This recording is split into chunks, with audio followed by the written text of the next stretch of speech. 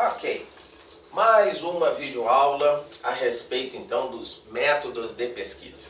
Como nós vimos nas outras 3 videoaulas, para quem já assistiu, se não convido então a assistir as outras 3 videoaulas, não que sejam dependentes, mas é bom para entender melhor o assunto. Então nós vimos o método do indutivismo ingênuo, do falsificacionismo e depois do método de sistema de pesquisa, grupos de pesquisas do outro autor. Bom, então o que acontece? Se tu começa a entender, se tu começa a prestar atenção, tu vai ver que há uma evolução de um sistema de pesquisa pontual, onde o pesquisador só participa como ferramenta, depois ele participa como um agente mais atuante, intelectualmente falando, e no último, então se vê que aqueles sistemas pontuais precisam trabalhar em conjunto para poder resolver os grandes problemas, porque partes de um todo vistos separados têm que ser juntadas depois. Então um sistema com mais pesquisadores, um grupo de pesquisa maior que vai resolver o problema, que é o último método que nós vimos na aula passada. Bom, mas a ciência não se satisfaz, ela é sempre crescente, ela é sempre evolutiva nesse ponto, ela se recicla, ela se renova, Então houve mais um pensador, foi Kuhn. Kuhn ele começa a olhar a ciência como uma parte, quase como uma entidade, com uma vida própria. Então ele começa a analisar essa ciência como um todo, não as pesquisas em si, mas a ciência, como ela faz a pesquisa, como ela evolui, e chega então a uma teoria nova. Ele leva então a teoria como estruturas. Então ele já pensa numa coisa mais macro, tá? E aí ele começa a entrar com um novo conceito, que então entra e é conhecido como os paradigmas de Kuhn, correto? Então é isso que nós vamos ver hoje. Ok, a primeira grande diferença que Kuhn tem quando ele analisa a ciência é que ele para de olhar a ciência como um fato pontual, temporal. Então ele não analisa cada pesquisa feita em cada época. Ele não analisa os pesquisadores de 1950 e depois separadamente os pesquisadores de 2000, por exemplo. Ele analisa a ciência como uma evolução ao longo do tempo. Então ele olha agora a ciência mais distantemente. Em vez de olhar pontual, ele analisa como que ocorre na linha do tempo. E aí ele descobre que nessa linha do tempo tem fenômenos dentro da própria ciência que se repetem. Então a ciência não é linear para ele, ela é cíclica. E dentro desse ciclo existem etapas que ocorrem e se repetem, correto? Então é nesse ponto que ele olha, ele vê diferentemente. É um avanço interno de um programa de pesquisa. É um fato histórico. Então, Kuhn ele passa a ver a história da ciência. Ele vê como a ciência evolui, como ela trabalha, como os pesquisadores atuam dentro de cada época e ao longo de todas as épocas. Então ele analisa um pacote maior. Tá? Ao fazer isso, ele verifica que existe um padrão nesse comportamento. Um padrão que ele enxergou, que ele conseguiu perceber. Que padrão é esse? É um padrão onde começa num período que já foi há muito tempo atrás, que ele chama de pré-ciência. Essa pré-ciência, ela gera o que é chamado de ciência normal. Essa ciência normal vai existir até o momento em que leva a uma crise / evolução / revolução. Depois que essa crise passa, é gerada uma nova ciência normal, que essa nova ciência normal leva a uma nova crise, e isso então começa a se repetir. Vejam, para Kuhn, essa é uma análise temporal.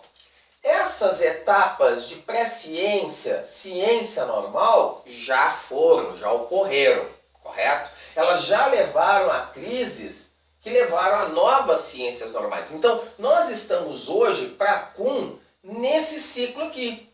uma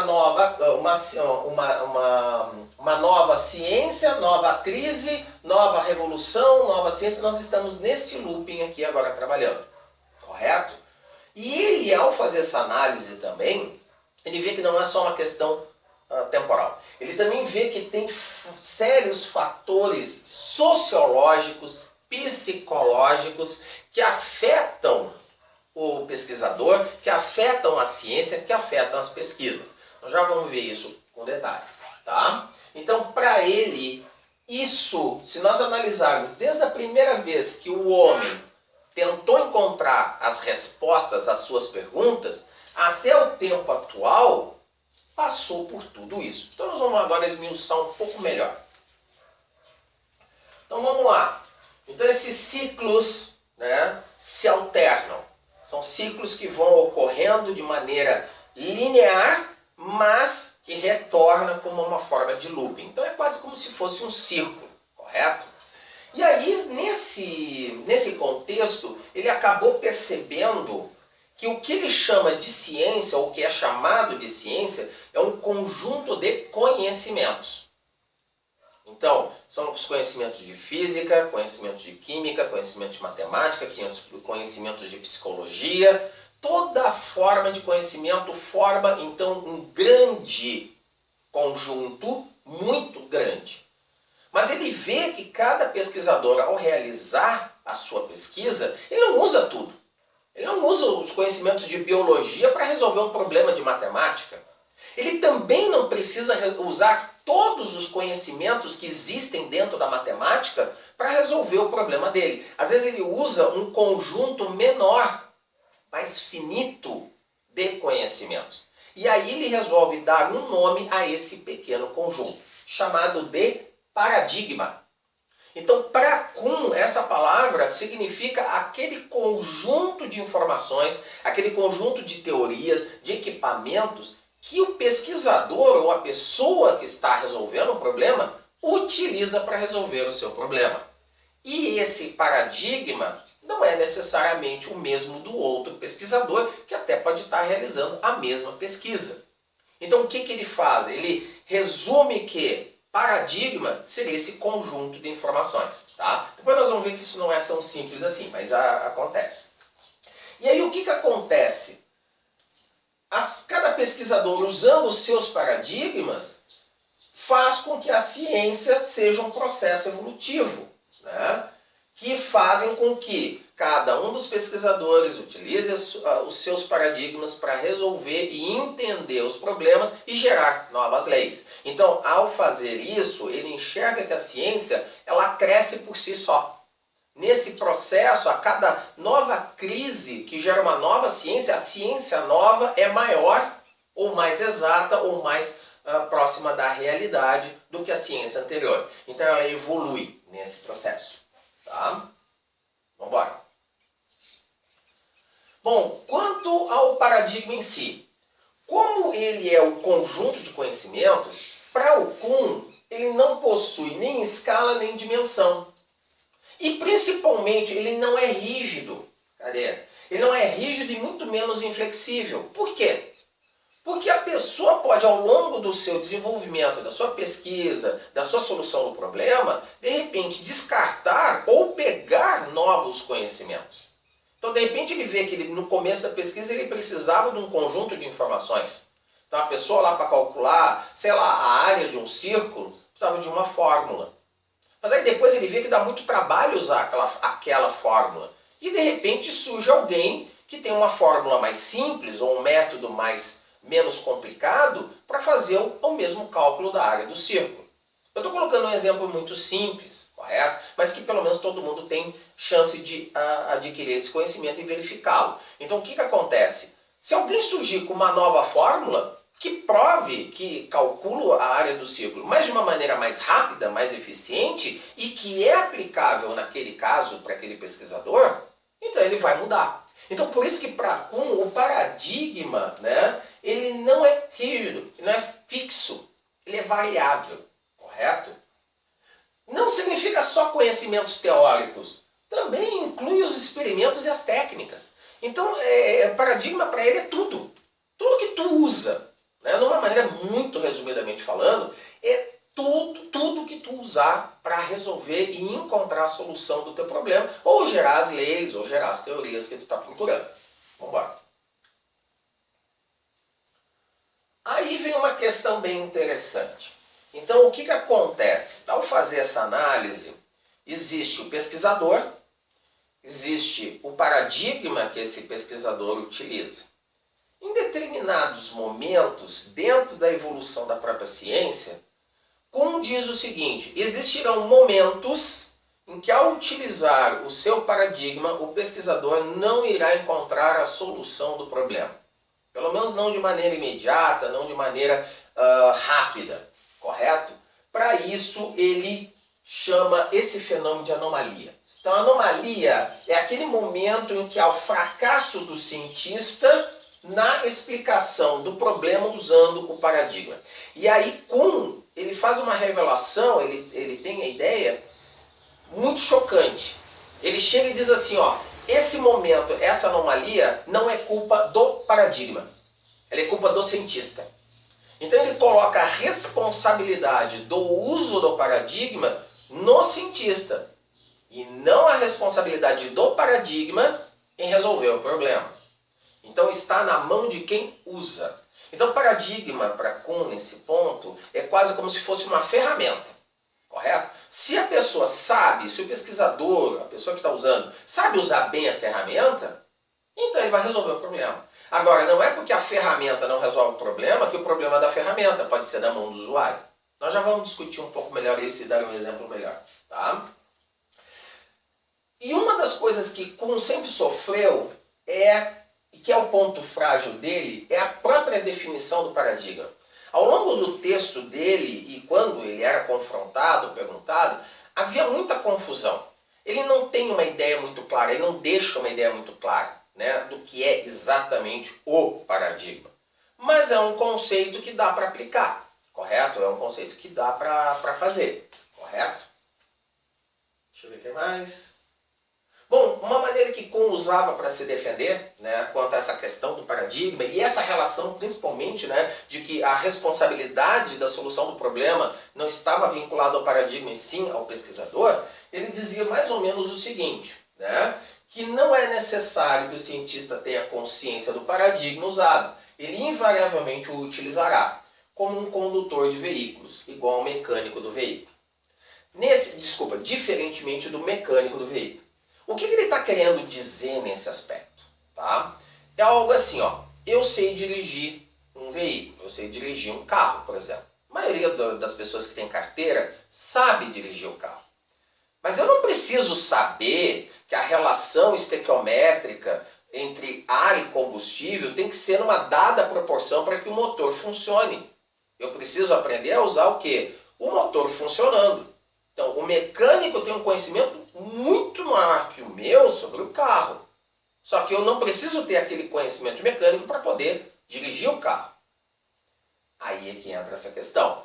Então, o que acontece? Eu tenho um paradigma, correto? Agora, se eu não consigo dirigir o carro, se eu não consigo engatar bem as marchas, o problema não é do carro.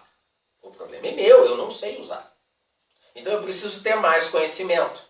Aí na hora que eu aumento o meu conhecimento, ou aumento a minha habilidade em usar esse conhecimento, então eu vou fazer com que a solução do meu problema seja atingida, correto? Então a anomalia de Kuhn é exatamente aquele momento. Eu estou aprendendo a dirigir o carro, correto? Mas eu não entendo muito bem da mecânica, então eu aperto o pedal da embreagem, por exemplo, e acho que simplesmente ao apertar aquele tanto, a embreagem tem que funcionar. Como me falta esse conhecimento, eu acabo usando mal a minha ferramenta. Eu não aperto a embreagem até o ponto que necessita. Aí eu vou no mecânico, digo que o carro está com problema, ele vai lá, faz e não tem problema. Na mão dele, o carro não dá problema. Eu boto a mão e não consigo dirigir o carro. Até que eu tenha que me tocar ou o mecânico me dizer, olha, tu não está apertando a embreagem tão fundo. Aperta um pouco mais fundo que tu vai resolver. Pronto, aí eu vou continuar dirigindo o carro agora sem o problema. Entenderam essa analogia? Então é mais ou menos essa questão. As anomalias são o momento, aquele ponto dentro da evolução da ciência em que a fracasso do pesquisador ao usar o paradigma, correto? Vamos seguir. Então, o que acontece? Tá? Cada cientista, então, vai trabalhar ao longo da sua pesquisa confortavelmente usando os conhecimentos que tem. Tá? Agora, quando não consegue encontrar, resolver os seus problemas, isso vai gerar, então, a tal da anomalia. Tá? E aí que entra a fala de Kuhn, em que o fato, a responsabilidade de não conseguir encontrar a solução é do pesquisador e não do paradigma. E aí ele entra com alguns paralelos. Né? Por exemplo, é como um carpinteiro ou um pintor ou um piloto de veículo. Então vamos lá o seguinte, o que ele quer dizer com aquele exemplo lá de que a responsabilidade é da ferramenta? Vamos usar um exemplo bem fácil, bem comum.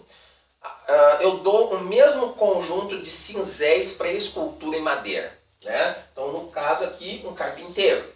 Correto? Um carpinteiro que esculpe estátua em madeira. E eu dou para ele um certo conjunto de ferramentas. E dou o mesmo conjunto de ferramentas para uma pessoa que nunca esculpiu na vida. E peço para eles, eu quero que vocês esculpem um cachorro. O carpinteiro vai lá, vai pegar as ferramentas e e feito carreto. Muito até é capaz de ele pegar ferramentas que não são aquelas para realizar o trabalho. Ele consegue pegar uma faca, ele consegue pegar um garfo, ele consegue pegar instrumentos que não tem nada a ver com aqueles que são próprios para o trabalho dele e consegue fazer a escultura. Agora, uma pessoa que nunca fez na vida pode ter a melhor ferramenta do mundo. Ele não vai conseguir atingir o mesmo nível de escultura. Precisa de treinamento. Então é nesse ponto que ele diz que o fracasso, ele defende que o fracasso de conseguir encontrar a solução do problema não está na ferramenta, não está no conhecimento, não está no paradigma. Está na maneira como o usuário desse paradigma resolve. E isso a gente vê muito bem. Ao longo da história da ciência, isso acontece frequentemente. Os conhecimentos não ampliam, mas chega alguém, alguma pessoa nova, com uma ideia nova, que junta de maneira diferente as informações e consegue resolver e criar um novo pensamento. Um dos maiores exemplos, talvez que a maioria conheça, é o próprio Newton. Né? Isaac Newton, não, o fabricante da bomba atômica, quem é? O Einstein. Né? Einstein foi um. Durante muito tempo, muitos pesquisadores estavam tentando entender como era a reação atômica, como controlar a reação atômica, e através dos conhecimentos dele é que foram possíveis. Mas só ele conseguiu juntar as informações para criar aquele conhecimento. Né? E aí depois veio a teoria da relatividade. Quantos não estavam pesquisando aquele assunto, mas ele, através da mente dele, ele conseguiu reunir aquilo. Foi particular, ele sabe usar as ferramentas para encontrar aquela solução. Desmerece o resto? Claro que não. Acontece que os outros não conseguiram, ele conseguiu. Agora os outros conseguem coisas que talvez ele não conseguisse. Entenderam a relação? Então a ideia é mais ou menos essa. Tá? Mesma coisa um pintor. Se me derem por exemplo, um quadro para mim pintar, vai ser tudo menos um quadro. Né? Vai ser uma obra abstrata, vão pensar o que quiser, eu não consigo pintar. Eu não sei fazer uma linha reta com uma régua. Agora, dá um pincel para um pintor e ele pinta o que ele quiser. Entenderam essa relação? É mais ou menos por aí. Tá? Ele também assume que essas anomalias são absolutamente normais. Ele espera que isso aconteça. Porque às vezes leva um tempo até a ciência aprender a explorar todos os aspectos do próprio paradigma que ele tem, do próprio conhecimento. Então, para isso, aparecer anomalias isoladas, pontuais, que uma hora acabam porque alguém chega lá e diz, vamos usar esse conhecimento desse jeito, um novo jeito de usar o conhecimento e resolver o problema, perfeito, está dentro do normal. Aonde é que entra aquela questão? Se lembram lá quando eu falei? Ciência, crise e evolução. Onde é que entra a crise e evolução? Quando, então, ela persiste. Essa anomalia começa a persistir por tempo demais. E começa a perturbar os pesquisadores. Porque aí não se encontra mesmo. Coisa a nível de anos ou até nível de décadas. Correto? Mas é alguma coisa que se vê que com aquele conhecimento que existe, não é possível realmente solucionar o problema. Tá? E aí precisa de alguma ação urgente para que corrija isso. Pode ir. Então vamos lá. Perfeito. Sem problema. Tá? Aí chega o momento crítico. O momento que eu acho que para Kuhn é o mais importante. É a crise. É aquele momento em que todo mundo tenta solucionar o problema e não consegue, usando os conhecimentos que tem disponíveis. Então não é um ou outro, não, é toda uma comunidade científica. E aí, nesse momento, cria a crise. Por quê? É o momento que tu se dá conta, eu não consigo resolver e não tem como resolver. Tá? Nesse momento de crise, pensem como se fosse uma guerra. Só que é uma guerra de conhecimentos, é uma guerra de ideais, é uma guerra de ideias. Né? Nesse momento, Kuhn joga o entendimento dessa crise para psicólogos e historiadores. Por quê? Porque a primeira coisa que acontece é uma crise emocional psicológica no pesquisador. Porque quando ele não consegue solucionar o problema, isso é uma frustração. E ele começa a pensar assim, pô, mas eu não consigo porque eu sou incompetente, eu sou incapaz. Ele joga a responsabilidade em si mesmo e acha que é um problema dele. Então isso causa, dentro do período de crise, e eu já vou dar um exemplo nisso, né? Dentro do período de crise, há uma instabilidade emocional nos pesquisadores e isso cria um problema muito sério. Ele também joga para os historiadores. Por quê? Naquele momento em que há a crise, também há uma revisão. É o momento em que há revisões de todo o conhecimento. Correto? E aí vem uma questão muito importante. Se vê que há necessidade de criar uma nova ciência. Correto? Então o que acontece? Nesse momento, Kuhn mostra que se não dá para usar aquele conhecimento para resolver o problema, tem que se criar outro. Só que até criar essa consciência, isso demora. Então, por exemplo, né, vou dar um exemplo bem simples. Você lembra quando eu falei do cálculo do círculo? Isso usa uma fórmula. Quando se está trabalhando numa superfície plana, a área do círculo é uma fórmula simples. É uma relação entre o raio, né, entre o raio e o diâmetro, uma coisa assim. Eu não me lembro da fórmula exata. Mas o que acontece? Eu tenho uma fórmula bem simples para uma superfície plana. Bom, isso foi utilizado na ciência durante muito tempo. É simples, eu pego uma folha de papel, meço lá, faço as minhas medidas, aplico a fórmula e feito carreto. Mas o que aconteceu quando eu comecei a precisar, eu, no caso a comunidade científica, começou a precisar medir círculos, triângulos, retângulos, não mais numa folha de papel ou num pedaço pequeno da Terra. Mas se teve que calcular, por exemplo, distâncias entre cidades muito longas, áreas de países ou áreas de agricultura que ocupam hectares. Aí o pessoal fez o quê? Pegou aquele conhecimento da equação do círculo, do quadrado, do triângulo, que estava na área plana, e aplicou na superfície terrestre. Adivinha só o que aconteceu? Não deu certo. Mas por que não deu certo?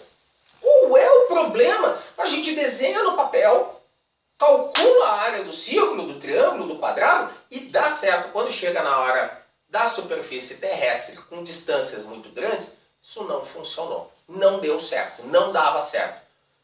O que aconteceu? Aquele paradigma, ou seja, aquele conjunto de equações, de cálculos de área, que eram feitas para o plano, não funcionavam na Terra. Por quê? Porque a superfície da Terra não é plana, ela é curva.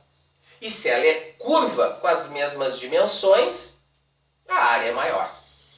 Então isso criou uma crise muito grande. Então aí o que aconteceu? Quando finalmente se deram conta que o problema não estava nas equações, não estava nas fórmulas, mas no uso errado delas, que elas não podiam ser aplicadas naquela situação, aí o que se fez? Se passou para uma nova geometria. Em vez da geometria plana, foi criado, desenvolvido agora equações da geometria esférica.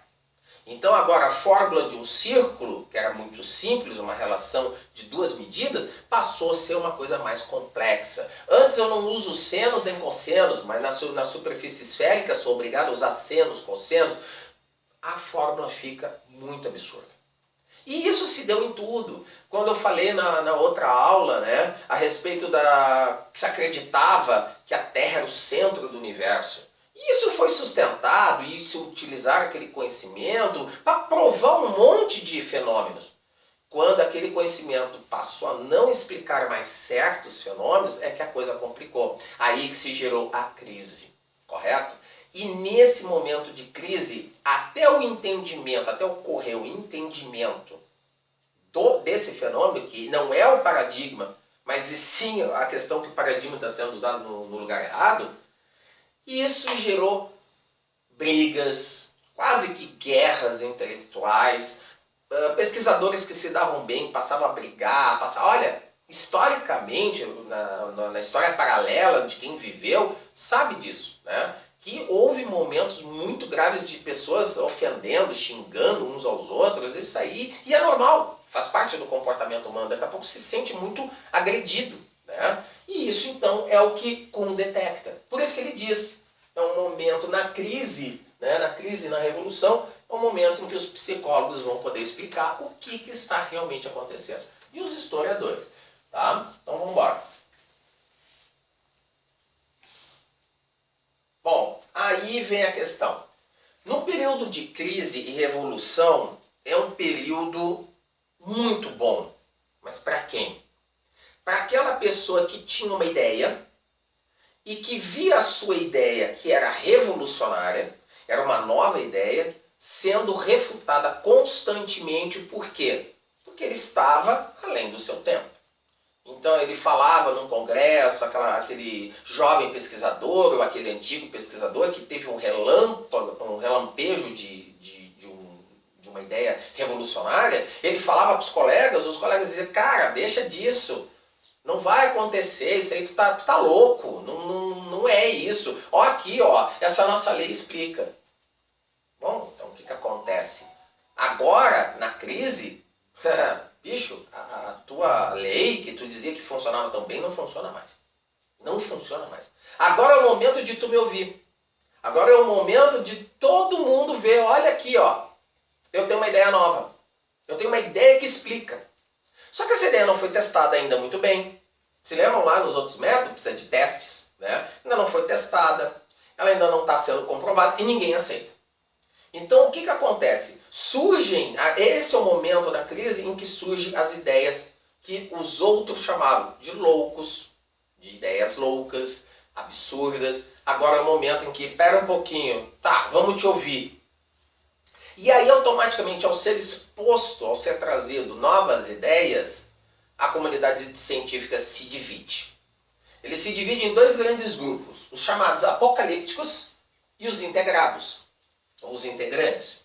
O que são os apocalípticos? São aqueles que ainda estão enraizados, eles têm dificuldade de aceitar as ideias novas, eles ainda estão fixos com a ideia de que as ideias antigas, os conceitos antigos, ainda podem solucionar o problema.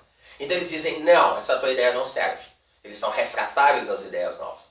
O oposto são os integrados. Eles enxergam aquela ideia como a solução, né, o santo grau do problema deles. E eles passam a defender a ideia sem compreender direito. Não há necessidade de compreendimento total. Eles só estão desesperados por ter uma solução. E aí eles se agarram a qualquer coisa. E aí eles vão testar, eles vão defender, vão tentar achar um jeito. Então eles vão colaborar com o desenvolvimento dessa ideia nova. Esses dois grupos vão ficar discutindo. E pior, isso é excelente. Porque sem os apocalípticos, qualquer ideia seria aceita, acatada e seguida em frente. Eles freiam os integrados porque desafiam eles constantemente a provar que estão certos. E isso retroalimenta esse período de crise, amplia ele como crise, mas também acelera o processo de encontrar uma ideia nova e que resolve o problema. Tá? Mas isso é o que fica acontecendo. Tá? Então a comunidade científica, nesses momentos de crise, fica extremamente divididos e as polêmicas são enormes. É só analisar como Kuhn fez a história, em que há períodos onde as publicações, tudo, são concordantes, todas elas conversam a mesma língua. E nesses períodos de crise, os artigos, as convenções, tudo são em cima de polêmicas. Então muda o enfoque da coisa. Isso é a maneira como ele viu. Vamos seguir. Então o que acontece nesse período de crise e revolução? O que eu estava falando. Debates acirrados. Né? É gente falando que um está errado, que o outro está certo. É uma confusão. Correto? E aí o que acontece? Há uma grande disputa de espaço entre as ideias novas e as velhas. E às vezes a fusão das duas. Então o que acontece? Há uma demora, né, da comunidade científica nesse aceitamento das ideias novas e o refutamento das velhas. Só que nem sempre precisa refutar as velhas e nem sempre precisa aceitar as novas. Às vezes é só uma questão de adaptação. Entender que a velha funciona, ela só não explica esse fenômeno. E que nós necessitamos de uma ideia nova para resolver o nosso problema. Tá? Então agora, o que acontece? Há o período de revolução. Tá? Então as ideias todas têm que serem mudadas. Então todo mundo que usa os outros métodos acaba tendo que rever tudo. Né? Então eles reveem, no caso dos indutivistas, eles vão criar o que é chamado ad hoc, que é tentar retroalimentar o próprio sistema deles dentro dele mesmo, né, com ideias novas, e que normalmente isso não funciona. Tá? Os falsificacionistas, né, vão tentar ver situações que provem que a nova lei pode ser falsificada ou foi falsificada. Então eles vão se dedicar nesse período a isso. Os defensores de lacatos mudam então seus cinturões protetores, porque eles precisam manter o núcleo irredutível, e assim vai. É um período de crise, não adianta, até que ocorre finalmente o fim da revolução. Então o que acontece? É o período de crise. Todo mundo não sabe o que fazer, não sabe como resolver os seus problemas, as leis não funcionam, é aquele caos.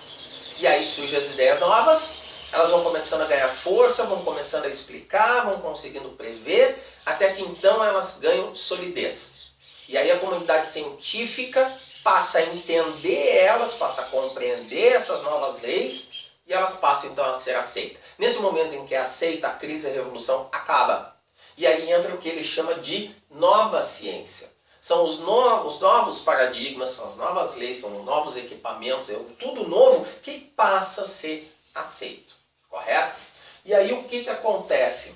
Começa a se aplicar essas novas leis em todos os casos que elas podem ser aplicadas para comprovação e continuar fazendo o que a ciência sempre tentou. Explicar e prever. Segue o baile. Tá? Então vamos lá. Então, como é que Kuhn faz com que convença a comunidade acadêmica que isso não é só vamos dizer, uma explicação do que aconteceu? Ele coloca isso como um método de pesquisa, correto? Então o que acontece?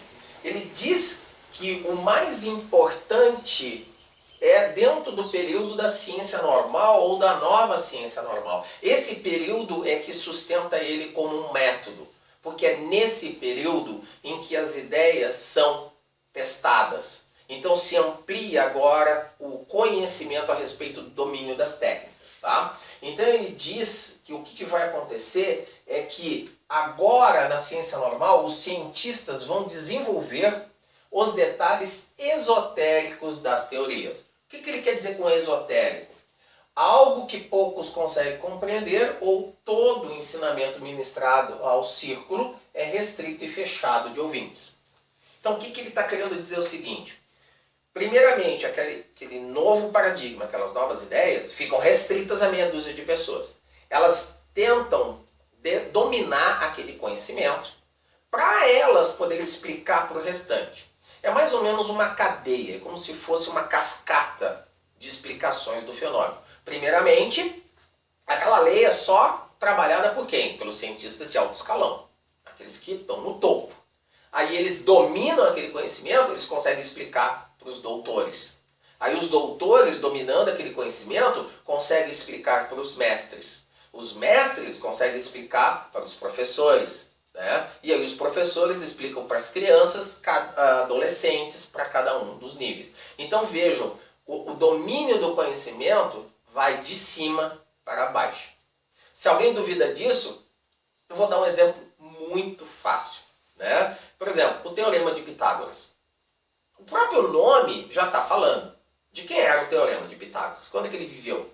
Muitos anos, 2.000, 3.000 anos, né? Antes da gente, antes de Cristo até, correto? Quando ele teorizou aquele teorema dele, então hoje é chamado Teorema de Pitágoras, para quem que ele ensinava? Ensinava para qualquer criança? Não. Ensinava só para os alunos, para os colegas dele, que eram pessoas de mais idade. Talvez não tanto quanto hoje, talvez com seus 30, 40 anos, ok? Mas era um conhecimento restrito. Hoje, com que idade se ensina Teorema de Pitágoras? Se ensina na escola. É uma equação simples, qualquer criança sabe entender. Mas sabe entender ou é o professor que aprendeu como ensinar? Então, o domínio do conhecimento é tão grande agora, do Teorema de Pitágoras e da simplicidade dele, que aquilo que era ensinado como conhecimento de elite, hoje é ensinado como um conhecimento comum, qualquer pessoa pode aprender. É isso que eu estou explicando, é isso que eu estou tentando mostrar. Mas para isso precisa haver o domínio, precisa haver o completo entendimento daquela nova lei, para que possa ser explicado a nível de qualquer escolaridade. Tá? Então, e é esse o momento, que ele chama de esotérico. Tá? Quando começa-se então a abrir essa visão, começa a se espalhar o conhecimento, e aí é óbvio que nesse período vão sendo geradas novas tecnologias, novos métodos, tá? Para que esse novo paradigma ganhe cada vez mais expressão. Tá? Vamos seguir. Bom, e aí então segue de novo período de revolução. Né? E aí o que ele justifica que o período de revolução ele é importante? Então vejam, é uma ciência normal, período de revolução, nova ciência e volta a revolução de novo. Tá? Por que ele justifica que a revolução é importante também? Porque é esse o período em que as novas ideias têm chance. Você lembra quando eu falei? É no período de revolução que aquela pessoa que foi desacreditada por tanto tempo possa se expressar, possa dizer, me ouçam. E as pessoas agora estão abertas a ouvir. E isso faz com que o processo de ciência acelere e cresça. Tá? Vamos lá. Bom, então basicamente é isso, galera. Basicamente é isso. Tá? O Kuhn, ele faz essa análise temporal, histórica, mas também ele vê o papel do pesquisador do ponto de vista psicológico. Se vocês notarem, os outros três métodos que nós vimos, nunca questionou o papel do pesquisador como pessoa. O que impactava aquela pesquisa nele? O que o sucesso ou o fracasso impactava na pessoa? Aqui nós começamos a ver que, invariavelmente, Kuhn foi o primeiro a começar a olhar o pesquisador de um ponto de vista não só como uma ferramenta, mas também como um usuário, uma pessoa, com pontos fortes e pontos fracos. Porque, vejam bem, quando ele explica que a responsabilidade das anomalias não estão nas ferramentas, estão no mau uso ou no não uso adequado dessas ferramentas pelo pesquisador. Então é um fracasso da pessoa. E depois ele vê a resposta emocional, ele percebe a resposta emocional durante a crise por causa disso. Então os pesquisadores ficam loucos, correto? Já teve pesquisador que num momento de crise desse desistiu. Foi virar caminhoneiro, foi virar outra coisa, porque disse, não, isso aqui para mim não serve. Tá? Então essa é a ideia de Kuhn. É um método que ele diz, então, ele defende a ideia que isso é um método de pesquisa. Correto? E isso é válido para tudo. Se tu extrapolar essa teoria, esse conhecimento, essa filosofia, tu vai ver que se encaixa em vários outros. Correto? Então vamos lá. Próxima aula, né, próxima videoaula, nós vamos tratar de um novo método. Tá? Eu falei que eu ia explicar 5. Então esse é o último agora que falta. Tá? Que é o modelo de Feyerabend, o anarquismo de Feyerabend. Então o próximo vídeo já vai se tratar com isso. Até a próxima então.